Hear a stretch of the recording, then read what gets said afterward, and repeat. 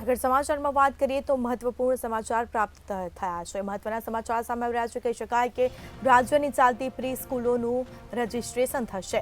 તો રજીસ્ટ્રેશન માત્ર ઓનલાઈન કરવામાં આવશે। માત્ર ઓનલાઈન અરજીથી મંજૂરી આપવાનો નિર્ણય કરવામાં આવ્યો છે। તો 7 જેટલા મુદ્દાઓની ઓનલાઈન ચકાસણી બાદ પ્રમાણપત્ર અપાશે। રાજ્યમાં ચાલતી પ્રી સ્કૂલોનું પ્રથમ વખત રજીસ્ટ્રેશન કરવામાં આવશે। તો મહત્વપૂર્ણ સમાચાર, રાજ્યની ચાલતી પ્રી સ્કૂલોનું રજીસ્ટ્રેશન થશે, જેમાં રજીસ્ટ્રેશન માત્ર ઓનલાઈન જ કરવામાં આવશે।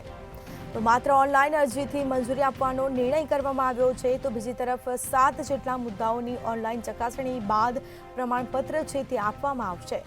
તો સાથે જ રાજ્યમાં ચાલતી પ્રી સ્કૂલોનું પ્રથમ વખત રજીસ્ટ્રેશન થશે। વધુ વિગતો સાથે સંવાદદાતા અનિતા પરમાર ફોનલાઈન પર જોડાઈ ગયા છે। જી, રાજ્યની પ્રી સ્કૂલોનું આજે રજીસ્ટ્રેશન થશે, શું છે સમગ્ર માહિતી?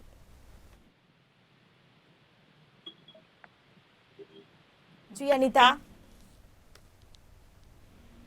જી સ્મિતા, જો વાત કરવામાં આવે તો રાજ્યની અંદર જે પ્રી સ્કૂલો ચાલી રહી છે તેનું રજીસ્ટ્રેશન થવાનું છે અને હવે આ જે રજીસ્ટ્રેશનની પ્રક્રિયા છે તે ઓનલાઈન થવાની છે।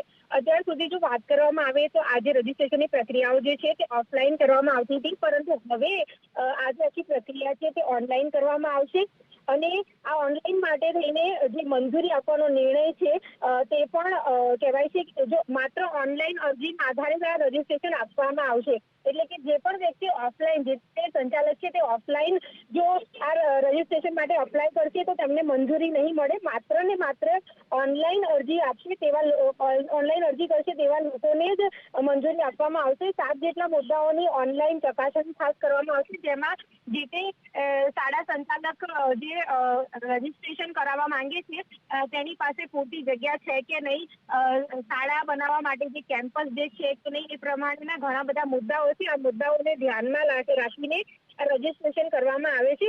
રાજ્યમાં ચાલતી જે પ્રી સ્કૂલોનું આ પ્રથમ વખત પહેલી વાર રજીસ્ટ્રેશન આ રીતે ઓનલાઈન થઈ રહ્યું છે।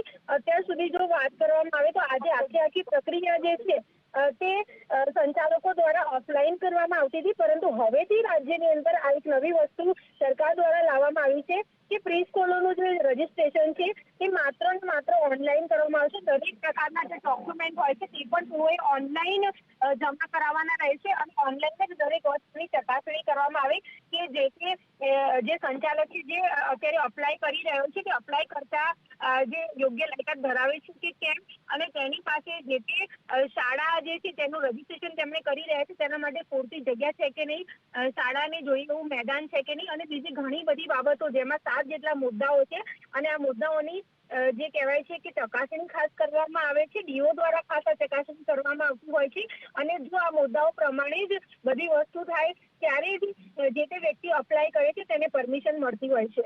જી, તમામ જાણકારી આપવા બદલ આપનો આભાર। તો રાજ્યની ચાલતી પ્રી સ્કૂલોનું આજે રજીસ્ટ્રેશન થશે। રજીસ્ટ્રેશન માત્ર ઓનલાઈન કરવામાં આવશે।